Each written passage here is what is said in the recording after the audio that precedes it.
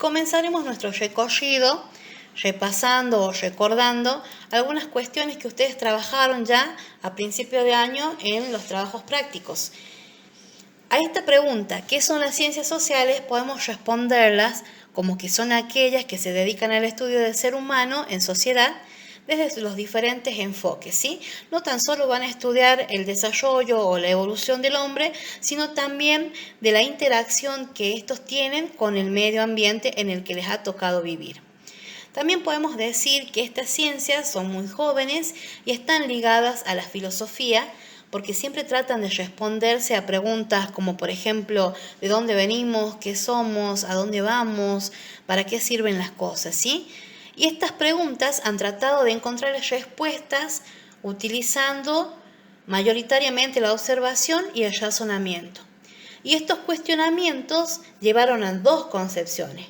Por ejemplo, tenemos una que dice que el mundo es producto de la creación de un espíritu divino, en este caso Dios para los creyentes, y hay otra concepción que dice en cambio que todo lo existente es el producto de un largo proceso de desarrollo histórico que ha evolucionado hasta producir un hombre capaz de razonar, ¿sí? Estas son las dos concepciones que manejan las ciencias sociales. Si vamos a una clasificación de las mismas, Durberger las considera así como en este listado, ¿sí?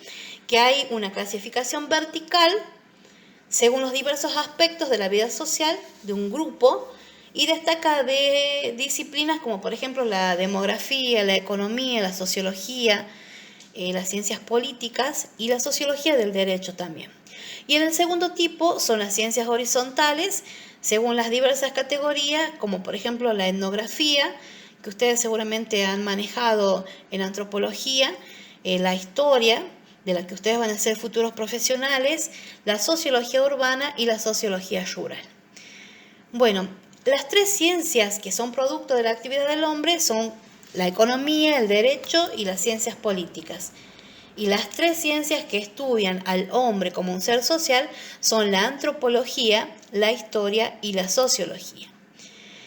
De estas ciencias sociales, las que nosotros vamos a desarrollar en la currícula de educación secundaria son la historia, la geografía, la formación ética y la antropología ya en el ciclo orientado.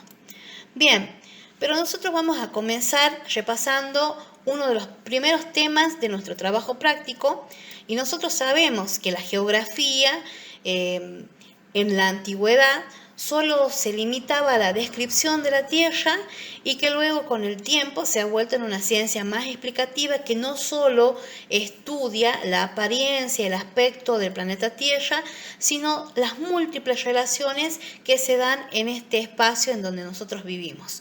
Ustedes también han trabajado con esa diferenciación entre las dos ramas de la geografía y han desarrollado cada una de ellas, la geografía general, como también la geografía regional o del paisaje.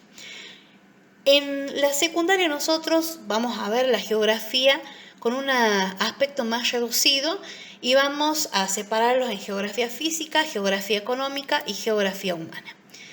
Primeramente nosotros vamos a pasar a desarrollar la geografía física, que lógicamente se trata de dar a conocer el aspecto del planeta Tierra.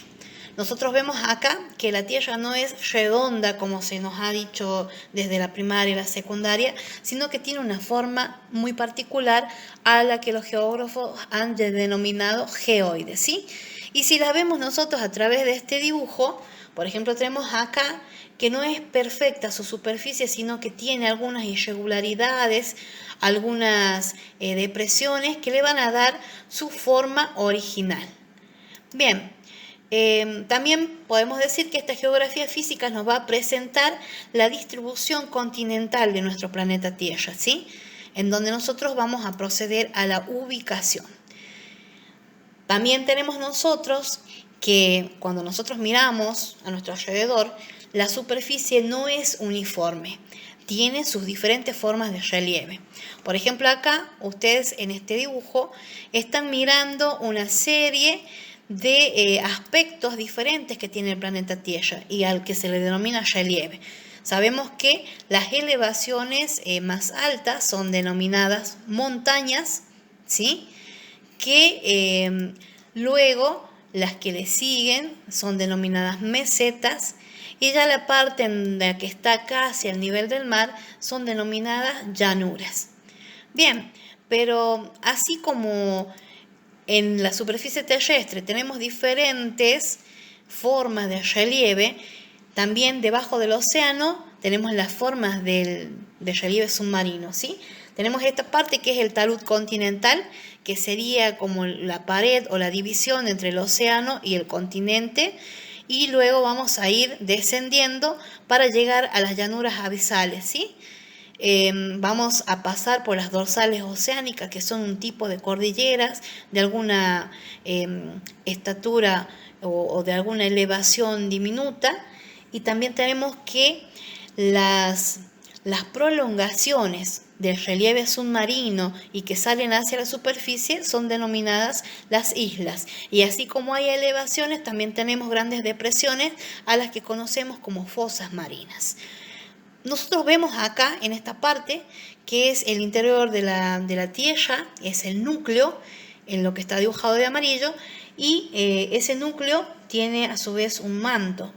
Y es acá, en este centro de la Tierra que está en constante ebullición, en donde se van a producir movimientos que van a originar diferentes efectos en la superficie terrestre. Por ejemplo, si esos movimientos se originan en una forma más cercana a lo que es el relieve continental, se van a producir, por ejemplo, los sismos o los terremotos y también las erupciones volcánicas, en donde toda esa presión va a intentar salir por los cráteres de los volcanes, ¿sí? Sabemos también que hay diferentes tipos de volcanes, que no hay solo volcanes de lava.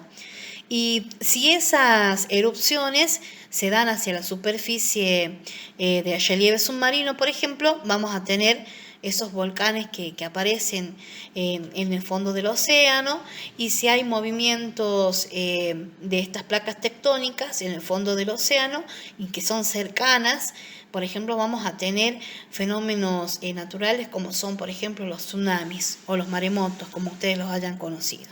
Bien, esta parte de la geografía también nos enseña a nosotros que tenemos líneas imaginarias que sirven para separar las partes de nuestra Tierra, ¿sí? Por ejemplo, acá nosotros tenemos una serie de mediciones a las que llamamos latitud y longitud. La latitud es la distancia que existe entre un punto cualquiera, ¿sí?, y el ecuador, ¿sí? Todos los puntos que están situados sobre este mismo paralelo tienen la misma latitud. Y la longitud es la distancia, cualquier distancia que está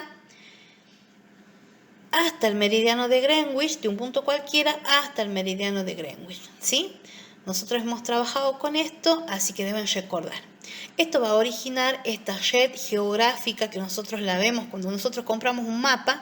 Vemos una serie de celdas que nos están delimitando justamente los meridianos. Aquí está el meridiano 0 y los paralelos, ¿sí? Bueno, esto lo hemos estudiado en secundaria, así que lo deben manejar a la perfección. Bien. Sabemos que esas líneas imaginarias van a permitirnos ubicarnos en lo que es nuestro planeta Tierra. Tenemos acá Greenwich, tenemos el Ecuador, tenemos los trópicos y los círculos polares, que son en los que se divide nuestro planeta y que, bueno, van a originar una serie de separaciones, que ya las vamos a ir viendo. Así nos ubicamos en el planeta Tierra. Cuando necesitamos ubicarnos en lugares más pequeños, recurrimos, por ejemplo, a un plano. Este es un plano de una casa, que puede ser lo de cualquiera de nosotros, y en donde para guiarnos en ella sabemos que, por ejemplo, tenemos una entrada y, bueno, de allí vamos a tener acceso a las diferentes dependencias. Pero si nosotros queremos ubicarnos ya en un lugar más grande, vamos a utilizar un croquis, ¿sí?, en donde las manzanas están delimitadas, bueno, como si fuesen cuadrados, y tenemos acá los nombres de las calles, de las avenidas que se entrecruzan para generar una buena ubicación al transeúnte, bueno, a los automovilistas, a quien desee ir por esas calles, ¿verdad? Luego tenemos acá nosotros, para ubicarnos en el planeta Tierra, bueno, ya como veníamos hablando, vamos a tener esas líneas de separación. Por ejemplo, el meridiano de Greenwich divide a nuestro planeta en hemisferio este y hemisferio oeste, ¿sí? Y el Ecuador va a dividir en hemisferio norte y hemisferio sur. Bien. Estas líneas de separación que veíamos hace rato, como el Ecuador, los trópicos y los círculos polares, también tienen otras funciones. Por ejemplo, también nos van a dar las zonas climáticas. La zona roja, la zona del Ecuador, en donde la temperatura es muy alta. Luego vamos a tener las zonas templadas, que están desde el Ecuador hacia los trópicos, ¿sí? Las zonas cálidas, perdón, después las zonas templadas, que están desde los trópicos hasta los círculos polares, y las zonas frías, que están desde el inicio del paralelo 60 hasta los polos, ¿sí? Que son las zonas frías. Y esto a la vez también va a delimitar la vegetación, delimitan el clima y la vegetación, esas líneas de separación. Bien. Otra de las cuestiones que van a marcar los meridianos en este caso es la distribución horaria. Nosotros en el paralelo 0 tenemos la hora oficial. Este meridiano pasa por Greenwich y fija la hora oficial. De allí, todos los países que estén de Greenwich hacia el este van a aumentar una hora. Y todos los países que estén de Greenwich hacia el oeste, van a disminuir una hora. Bien, estas son cuestiones básicas, pero que las debemos manejar. Y de esta manera nosotros vemos cómo está constituida ahí la red geográfica. Después tenemos algo muy importante, que es la cartografía, y como futuros docentes de historia vamos a estar siempre unidos a ella, porque esta cartografía nos va a servir a nosotros para ubicar un hecho histórico en un espacio determinado. Nosotros vemos que hay diferentes clases de mapas. Por ejemplo, este es un mapa físico que básicamente lo que nos da a conocer es las formas de relieve. Vemos que están las montañas con marrón, las llanuras con amarillo, las mesetas con amarillo y las llanuras con verde.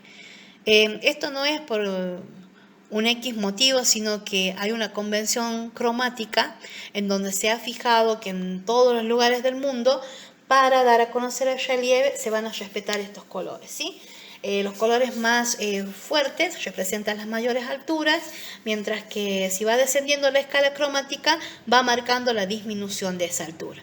Lo mismo sucede en el relieve, acá cuando tenemos identificado las aguas, los océanos. Las zonas más claras son las de menos profundidad, mientras que las zonas más oscuras son las de mayor profundidad. Las depresiones, como las que veíamos hace rato en el dibujo anterior, lógicamente van a estar de un azul más profundo. Bien, tenemos otro tipo de mapas, que es como el que nos vamos a manejar nosotros. Este es un mapa de división política, justamente. A este mapa sí lo podemos pintar de cualquier color. Simplemente nos sirve para diferenciar los diferentes espacios entre las provincias. Y esto, por ejemplo, con el que van a trabajar muchos de ustedes, es un mapa histórico, que el fin que tiene es señalarlos en qué lugares resultaron o sucedieron algunos acontecimientos, como por ejemplo tenemos acá los estallidos revolucionarios, ¿sí? De esas revoluciones que van a iniciar el corte con los lazos con la colonia española, ¿sí? Con estos mapas van a trabajar ustedes muchísimo. Bien, luego también vemos que la geografía va a estudiar la interrelación entre el hombre y la naturaleza. Vemos que hay desastres naturales que son impredecibles, que tienen un origen meteorológico, topológico y o tectónico, y todas las cuestiones que estas originan. Por ejemplo, si hablamos de un desastre natural meteorológico, vamos a hablar de tormentas, sequía, exceso de frío o calor, etc. Los topológicos tendrán que ver con las inundaciones, los tectónicos con los terremotos o maremotos, y los accidentales con los naufragios, incendios, explosiones, etc. Si vamos a hablar de los problemas ambientales, estos son agudizados por la acción humana, ¿sí? Estos ocurren a escala regional, global y local. Los más conocidos son estos que yo estoy poniendo acá: el calentamiento global, el efecto invernadero, la contaminación de aguas, suelo, aire y también la contaminación sonora, el deterioro de la capa de ozono y la desertificación. Son los 5 problemas más graves que estamos sufriendo actualmente en este planeta Tierra. Bien, otro de ellos es la lluvia ácida. La geografía económica básicamente va a estudiar las formas de supervivencia de la humanidad, ¿sí? Sabemos nosotros ya desde la primaria que en el conjunto económico nosotros tenemos diferentes sectores. El sector primario es de donde nosotros producimos los recursos y de donde los tomamos para la subsistencia, ¿sí? El sector secundario va a realizar la transformación de esos productos primarios, y el sector terciario los va a poner al comercio y los va a distribuir. En realidad, no funciona el circuito económico si no tiene la intervención de los 3 sectores. Por ejemplo, acá tenemos un ejemplo de los ingenios azucareros, ¿sí? Los pequeños cañeros que van ahí juntando sus producciones, las van vendiendo al sector secundario, las transforma y bueno, van a realizar la producción del azúcar u otros elementos derivados de ellas. Y en el sector terciario es donde ésta se va a comercializar y a distribuir. Bien, la geografía humana, en cambio, va a estudiar los problemas de la población y el poblamiento. Tenemos acá, que ustedes deben haber visto en geografía sociocultural, esos saltos poblacionales que tuvo la humanidad durante diferentes años y que han ido aumentando por ahí el número de habitantes en nuestro planeta Tierra de acuerdo a las innovaciones que se fueron produciendo, ya sea en los modos de vida o al nivel salud, con el uso de vacunas y de otros elementos para mejorar las prácticas de la medicina, ¿sí? Y a todos esos aumentos de población y todas estas cuestiones las estudia una ciencia que se llama demografía, que es la que utiliza, por ejemplo, como herramienta de evaluación a los censos que se realizan cada 10 años y que no tan solo van a dar datos de aumento de población, sino de todas aquellas necesidades que tiene la población, y a partir de ellas los gobiernos van a hacer sus políticas sociales que van a tratar de dar solución a lo que la gente manifiesta que está en carencia mediante los censos. Bien, van a estudiar características como el crecimiento de la tasa bruta de natalidad, de mortalidad, la densidad de población, la estructura, o sea, qué población de tanto sexo, de edad, de personas, o bueno, todas estas cuestiones. Y la movilidad también, o sea, las migraciones, el índice del desarrollo humano, si es alto o es bajo, si hay pobreza, si hay indigencia, si hay exclusión social. Todos estos datos se van a realizar, a sacar a través de los censos. Después tenemos otra ciencia que es la formación ética, ¿sí? Y ahí vamos a darnos cuenta justamente de que hay varias cosas para estudiar, por ejemplo, nuestros derechos, nuestra historia como seres humanos y cómo estos han sido conquistados. Nosotros hemos visto, una serie de contenidos puntuales, ¿sí? Con el primer trabajo práctico, como por ejemplo las dimensiones que estudia la formación ética y cómo a través de ella nosotros vamos a comprender las diferentes formas de relacionarlo. Por ejemplo, sabemos que para una buena convivencia tenemos normas sociales, normas jurídicas y normas penales que van a ir regulando nuestra convivencia y nuestras acciones. Tenemos también acá una serie de diferencias para no equivocarnos nosotros al denominar, cuando hablemos de algún país, no confundir a ese país con nación, con población, con territorio, ¿sí? Hemos estudiado las diferencias que existen sobre estos términos. Y luego vamos a también presentar algo que es muy importante, que es el estudio de la democracia como ciencia de organización y de participación, ¿sí? Nuestro país, gracias a Dios, tiene un sistema republicano, ¿sí? Representativo y federal, que lo ha delimitado la Constitución de la Nación Argentina, sancionada allá por el 1853. Bien, La antropología social y cultural, en cambio, va a estudiar las diferencias de las sociedades, ¿sí? Y va a tratarnos de hacer entender que a pesar de las diferencias y de que algunos no coincidimos con el pensamiento que tienen otras sociedades, para ellos es válido, como para nosotros son válidas las acciones de nuestra sociedad y que por lo tanto debemos respetarlo.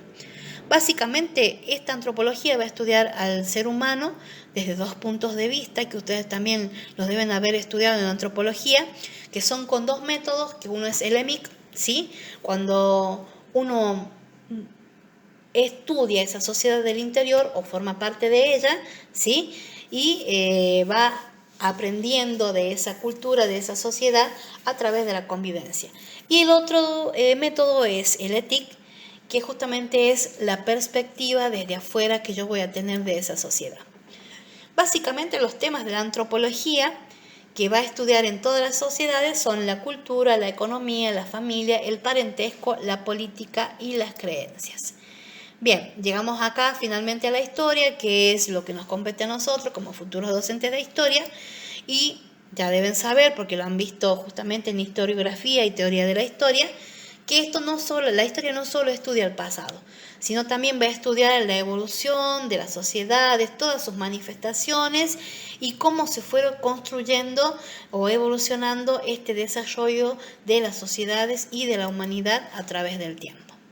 Bien, sabemos que nuestra historia, o sea, la materia que nosotros estudiamos, va a tratar de explicar quiénes somos, de dónde venimos y hacia dónde vamos, como hablábamos en el inicio. Puede estudiar estas conexiones sincrónicas, diacrónicas o los fenómenos históricos según su duración. No nos vamos a detener mucho acá porque seguramente ustedes ya lo han visto a esto, entonces vamos a seguir. Sabemos que la historia es una ciencia porque, bueno, sigue un método histórico, ¿sí? Básicamente, para dar a conocer investigaciones, debemos realizar la elección del tema, formular hipótesis, recopilar los datos de diferentes fuentes, vamos a seleccionarlas, vamos a hacer el análisis de esas fuentes, de esos datos, luego vamos a organizar la información a modo de proceso y vamos a dar a conocer el producto final o los resultados mediante una publicación. Si vamos a hablar de las fuentes de la historia, tenemos que hay fuentes primarias y hay fuentes secundarias. Las primarias pueden ser manuscritos, iconografías, pueden ser testimonios orales u otros objetos de la vida cotidiana o paisajes geográficos. Mientras que las secundarias son aquellas impresas, microfilmadas o informatizadas, como por ejemplo los libros o los artículos de revistas, ¿sí? Tenemos que las ciencias auxiliares de la historia son la arqueología, que lógicamente estudian los vestigios físicos o los vestigios que han quedado de la existencia de los lugares de residencia de las antiguas comunidades. La paleontología va a estudiar los fósiles de los animales, la paleoantropología, los fósiles de los humanos, la geografía, que ya sabemos que estudia, la diplomática va a estudiar los tratados entre los diferentes estados, países, reinos a lo largo de la historia, la epigrafía, la escritura, la heráldica, todo aquella información que hay en los blasones, en los escudos de las familias reales, y la numismática, toda la información que hay en las monedas. Mientras que para conocer la edad de los vestigios encontrados, ya sea elementos óseos o vasijas o cualquier otra cosa que queramos saber la edad, vamos a utilizar el carbono 14, ¿sí? Que marca la totalidad de isótopos de carbono que debe tener, que no se han degradado en los restos óseos y que justamente la permanencia de ellos nos van a dar la edad de ese resto. La dendrocronología, que estudia la edad de los árboles fosilizados, sabemos que cada círculo concéntrico que tiene su tronco nos da un año de existencia, entonces podemos sacar perfectamente mediante ellos la edad de esos árboles fosilizados. Y la termoluminiscencia, que nos va a dar también la edad de los vestigios encontrados según la permanencia de isótopos también que han estado expuestos al fuego. Bien, para estudiar o comprender la historia de la humanidad, los historiadores han separado a esa historia en estos periodos: prehistoria, edad antigua, edad media, edad moderna y edad contemporánea, ¿sí? Tenemos sucesos muy importantes que han marcado el paso entre una edad y otra, pero a la vez tenemos acá una línea de historia en América, en el continente americano, en donde tenemos también que justamente acá luego, o unos años posteriores a la aparición del hombre en toda la humanidad, en América van a llegar estos primeros hombres a partir más o menos de los 35.000 años y van a estar con las culturas cazadoras recolectoras. Vamos a ver después la aparición de culturas nucleares como la maya, la tolteca, los incas, ¿sí? Y luego vamos a tener ya la colonización, bueno, la conquista y colonización, etc. Y si vamos a la historia de nuestra Argentina, casi en ese mismo periodo podemos ubicar a las culturas agroalfareras, ¿sí?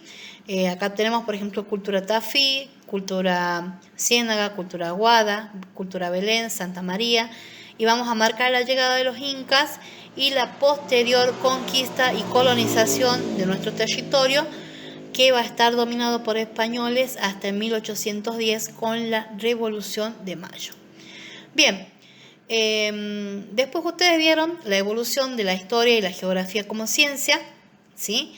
Y trabajaron sobre esto, el origen y la evolución de algunas de las ciencias sociales, en donde el autor nos va contando cómo la historia y la geografía han llegado a evolucionar como ciencias de estudio de las sociedades.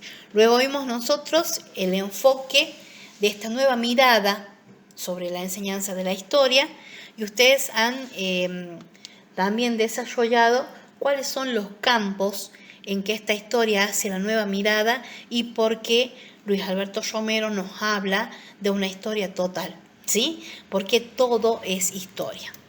Bien, después acá, que es un tema importante también, que nos va a hablar Caldarola, es qué es lo que nosotros como docentes debemos tener en cuenta cuando nos hacemos cargo de un aula, ¿sí? O nosotros también, o de un grupo para hacer las prácticas. Uno de ellos es el diagnóstico, que es la herramienta fundamental del docente para conocer a su grupo y para saber desde dónde va a empezar a planificar su acción educativa, ¿sí? Luego tenemos los conocimientos previos, que son muy importantes de tomar en nuestros alumnos. Si nosotros queremos dar a conocer un tema, vamos a sondear primero en los conocimientos previos de ese alumno, de esos alumnos, y seguramente esto nos va a facilitar el desarrollo de estos nuevos conocimientos. Bien, otra de las cuestiones que vamos a ver son los textos escolares, o sea que nosotros los docentes elegimos para que nuestros alumnos trabajen. Tienen varios fundamentos. Por ejemplo, hay fundamentos antropológicos, en donde tenemos que ver si en todo el tiempo va a estar resaltada la humanidad, si tiene una buena concepción de lo social, etc. Tenemos también los fundamentos epistemológicos, a ver si solo trabaja con historia o si también da participación a todas las otras ciencias, que sería lo importante, ¿sí? Y tenemos después los fundamentos didácticos, para ver si trabaja con diferentes fuentes, si podemos a través de ella realizar diferentes actividades. Esto nos quiere decir que cuando un docente elige los libros de texto para trabajar con sus alumnos, no lo va a tomar porque tiene una tapa bonita, sino tiene que analizarlo. Analizar para ver si les sirve, si está en el contexto, si los ejemplos, por ejemplo, están accesibles al lugar en donde yo voy a enseñar, etc. Luego tenemos la transposición didáctica, que es algo que el docente debe tener bien en claro, porque la ciencia en estado puro a veces es incomprensible para los adolescentes, incluso para los adultos. Entonces nosotros tenemos que saber decodificar esa ciencia y adaptarla o adecuarla para que nuestros alumnos la comprendan, ¿sí? Si vemos que algo tiene un vocabulario muy elevado o que es muy difícil de comprender, la podemos adecuar para que nuestro alumno entienda realmente de qué estamos hablando. Hay otra cuestión muy importante acá que vamos a tratar y son las estrategias específicas para las ciencias sociales.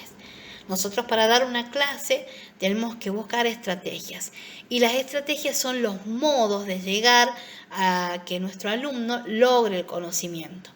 Debemos diferenciar, no es acá la estrategia que el chico tiene para aprender, sino la estrategia que nosotros vamos a utilizar para que ese chico pueda distinguir el conocimiento o los saberes y pueda apropiarse de ellos. Por ejemplo, tenemos acá la solución de problemas. Cuando yo le planteo una pregunta a mi alumno y le propongo ahí una serie de problemáticas y qué habrá pasado si esto no hubiese sucedido y en cambio hubiese sucedido lo otro, como por ejemplo una situación problemática es que él se pregunte qué hubiese pasado si no se hubiese realizado el encuentro entre dos mundos. Quizás todavía viviríamos de manera primitiva o quizás nos hubiésemos desarrollado a nuestra manera y a nuestros tiempos, pero conservando quizás toda la cultura, todo el bagaje cultural, que teníamos como pueblos originarios de este continente americano. Y luego tenemos los juegos de simulación. Por ejemplo, en el caso de ponerlo en personaje al alumno, por ejemplo, si hubiese sido uno de los verdugos de la Revolución Francesa, o si hubiese sido alguno de los libertadores de la patria, que hubiese hecho, todas estas cuestiones. Luego, las estrategias con fuentes históricas, que pueda leer una fotografía, que pueda leer un poema y extraer información de estos recursos que nos brinda la historia. O el cine, también por ejemplo cuando queremos que el chico vea el contexto en el que ocurrió algo, por ejemplo, podemos trabajar la Edad Media y tranquilamente hacer que vean algunos episodios o series o recortes de las películas de Robin Hood para que vean cómo era esto de las diferencias de los modos de vida, ¿sí? Otra de las cuestiones son las guías de estudio, que no son simples preguntas. Las guías de estudio justamente son guías que el docente debe preparar cuidadosamente para que el alumno logre aprender, ¿sí? O sea, no preguntando cosas obvias, sino que a ellos los hagan pensar y hagan trabajar su cabeza para que puedan adquirir conocimientos. Bien. Acá vamos a ver una serie de procedimientos en la enseñanza de la historia que luego les voy a pasar ya el archivo donde están bien desarrollados. Estos son los textos que yo les había comentado que no alcanzamos a ver, pero que quedan pendientes como lectura para el inicio del año que viene, ¿sí? Por ejemplo, hay estrategias y procedimientos en la enseñanza de la historia. Las estrategias son estas: los análisis de las fuentes históricas, la comparación de dos textos, de un gráfico, de una tabla estadística, de un esquema, de un mapa, de una caricatura histórica, ¿sí? En nuestra Argentina, la historia argentina está plagada de caricaturas que tratan de demostrar por ahí los momentos históricos o los contextos en los que se producían algunos hechos históricos. Y también tenemos los análisis de las películas o de los libros. En cuanto a los procedimientos, vamos a ver que podemos organizar un fichero con la información que tenemos de nuestros libros, o elaborar esquemas que organicen la información, o un dossier de documentos, estudiar temas a través de documentos, elaborar biografías históricas, en fin. Hay una serie de procedimientos que nosotros podemos hacer para lograr el conocimiento histórico, por ejemplo, para preparar una exposición oral, para redactar un tema, o elaborar un mapa, un informe, etc. Bien, luego vamos a pasar por estas estrategias de innovación educativa en la didáctica de las ciencias sociales, que se basan simplemente en el uso de los datos que nosotros obtuvimos en el diagnóstico y ver cómo nuestro grupo está formado, qué necesidades tiene. Por ejemplo, detectar qué áreas debo mejorar yo como docente en el aula, hacer esa intervención y después evaluar los resultados. Por ejemplo, que yo tengo un grupo de alumnos que le cuesta la comprensión lectora. hacer ejercicios, ejercitarse, ir llevándolos de a poquito, reafirmando su relación con la lectura interpretativa y ver si al final yo logro reforzar en él o en ellos esas capacidades, y ahí voy a estar yo evaluando si mi acción ha sido efectiva o no. Bien, bueno, después vamos a ir a otros de estos textos que están muy interesantes, que quedan como lectura obligatoria también. Vamos a tomar un poquito de ellos en este examen, pero muy superficialmente, que es justamente la historia oral. Como ustedes saben, la historia oral es la no escrita y ha nacido juntamente cuando nace el habla del hombre, ¿sí? Ha surgido esa necesidad de transmitir de generación en generación todos los acontecimientos que se producían en esas comunidades, y como no teníamos una escritura, la tradición oral, el sentarse con los más antiguos de las comunidades y escuchar estos relatos, hacían que permanezca la esencia de esa sociedad a través del tiempo. Y esta historia oral, a diferencia o casi en contraste con el pensamiento que tenemos hoy, nos sirve para registrar la historia reciente. A través de la historia oral, por ejemplo, nosotros podemos descubrir esa calidez de la persona que nos cuenta su relato, que se diferencia de esa frialdad de leerla ante un libro. Podemos ver expresiones, podemos ver sensaciones, emociones de esas personas que nos cuentan sobre su pasado histórico, sobre algún acontecimiento que a ellos les ha tocado vivir o que les han transmitido de primera mano sus progenitores. Por ejemplo, acá yo les voy a mostrar un trabajito, un ejemplo que tiene como apoyo a esta historia oral la fotografía. Bueno, yo decidí hacer un trabajo de investigación histórica en donde me preguntaba cómo era el contexto de Belén allá hacia el 1900, cuando en Argentina se produce la llegada de la inmigración, y de qué manera esa inmigración se había presentado acá en Belén. Y la gente me empezó a contar que bueno, que hacia ese 1900 Belén conservaba algunas manzanas y que estas estaban delimitadas por unos 16 pasos que había fijado su fundador, don Bartolomé de Olmos y Aguilera, y que justamente el centro era muy despoblado. Acá nosotros vemos, por ejemplo, la colocación de la piedra fundamental en el santuario. Sabemos que el Santuario Virgen de Belén ya tiene más de 100 años, y vemos ahí a la comunidad, podemos ver que eso que nos contaban es cierto. Por ejemplo, también nos decían de que luego la plaza era despoblada y que en las esquinas había una serie de molinetes que eran parte de la alambrada para que los animales, bueno, no vayan ahí a hacer daño en las arboledas, en las pequeñas arboledas que se estaban plantando, ¿sí? Que estaban en crecimiento. Luego nos dijeron también que las calles eran de tierra, que las veredas no tenían ochava. Esta es una foto de 1914 en donde ustedes, si se ubican acá, estamos en la Plaza Olmos de Aguilera, y en la casa que está al frente de un local comercial de ropa, y que no hasta hace muchos años conservaba la misma fachada. No sé por qué razón inexplicable, los dueños de esta casa le han reformado una parte de las esquinas y bueno, ha perdido esa magia de conservar lo antiguo, de conservar por ahí tanta historia de nuestro pueblo. Y como ven, las calles eran de tierra y se observan por ahí la vestimenta característica de esa época, ¿sí? Luego vamos a ver acá, por ejemplo, se decía que no había agua potable, sino un pozo surgente que estaba ubicado en la plaza y de donde la gente iba a recolectar el agua.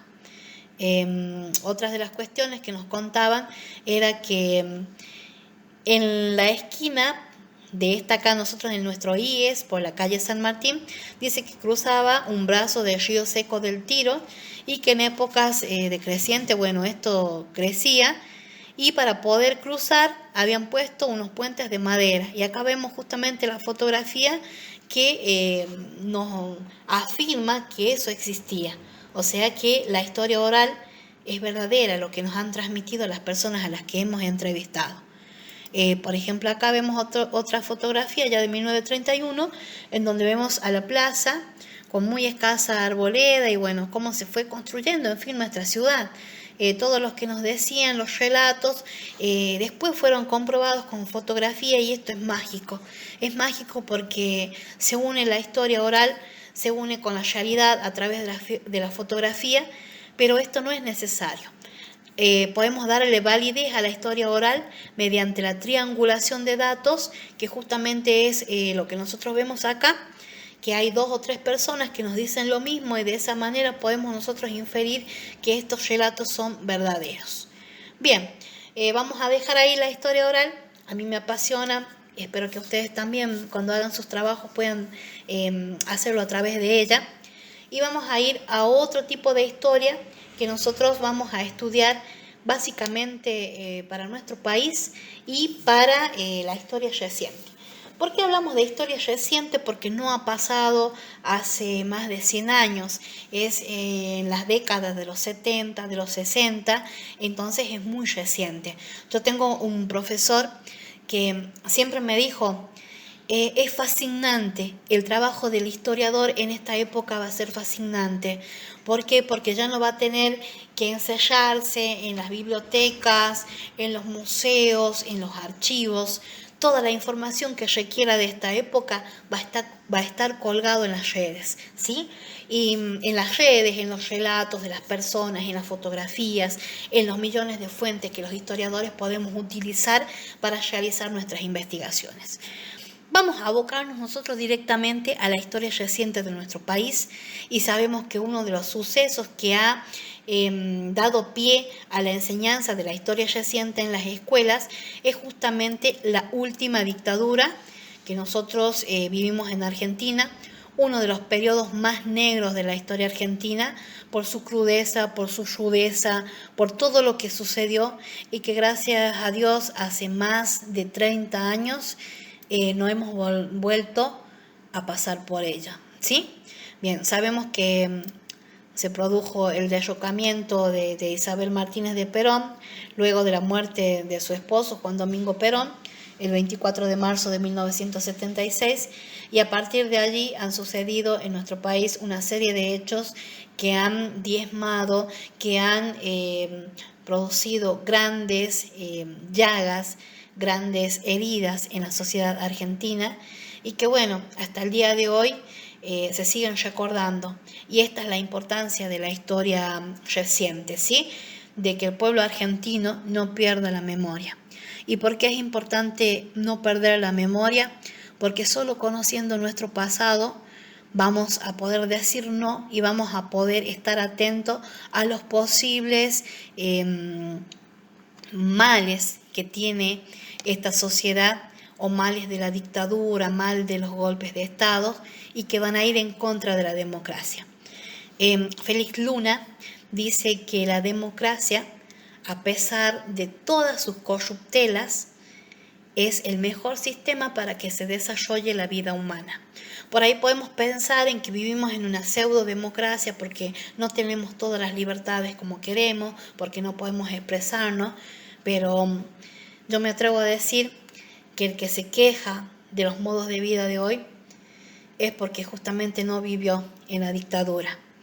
Así me dijo mi profe de historia cuando yo estaba a punto de recibirme y puse que algunos hechos de desórdenes sociales habían sucedido en esta época. Y me dijo, te invito a que leas y después decime si algunos sucedieron. Yo me quedé impactada con todo lo que leí y me parece importante que dentro de las escuelas podamos instaurar este recuerdo, esta evocación a la memoria para que no suceda nunca más y que también hay que ser muy cuidadosos con ello. Tienen el archivo que les queda como lectura, donde se dice que debemos por ahí tener en cuenta de qué enseñamos y cómo lo enseñamos. En esta sociedad de hoy tenemos alumnos que van a poder pertenecer justamente a la parte de las víctimas y otros que van a pertenecer a la parte de las Fuerzas Armadas, van a ser descendientes de las Fuerzas Armadas y por ahí tenemos que tener cuidado de no herir susceptibilidades, sino simplemente dar a conocer ver qué enseñamos, qué no, porque ahí vamos a estar nosotros equiparando nuestra objetividad con la subjetividad que podamos tener. ¿Y por qué es necesaria la historia reciente? Porque, por ejemplo, sirve para explicar muchas de las cuestiones de nuestras actuales condiciones de vida. Los derechos de los estudiantes, de los universitarios, se han conquistado luego de mucha lucha, ¿sí? Y fueron jóvenes los que tuvieron que pasar por una serie de, no sé cómo llamarlos, atropellos, ¿sí? Arrebatamiento de sus derechos, de su lugar de ciudadanos. Entonces, esto no es para olvidarlo. También tenemos acá, por ejemplo, una fotografía que es muy icónica, donde desde aquel 1977, desde el 30 de abril del 1977, las madres y abuelas de Plaza de Mayo siguen buscando a sus hijos. Es algo que los argentinos tampoco deben olvidar. Luego tenemos ya como fin de esa etapa aterradora, de esa etapa negra en la historia argentina, la recuperación de la democracia, pero ¿a qué precio? Con una guerra que ya estaba perdida antes de haberla iniciado, en donde muchos jóvenes, quizás entre los 16 años y en adelante, han sido llevados sin preparación, sin el equipamiento necesario, sin el cuidado necesario y más aún sin los alimentos necesarios para sobrevivir a esta cruda guerra de las Malvinas, que ha dado por finalizada la dictadura argentina y que ha iniciado el camino hacia la búsqueda de la democracia. Ustedes deben saber que Raúl Alfonsín es considerado como el padre de la democracia. Él recibió lamentablemente un país en ruina, por lo que no pudo hacer mucho en su gobierno, ¿sí?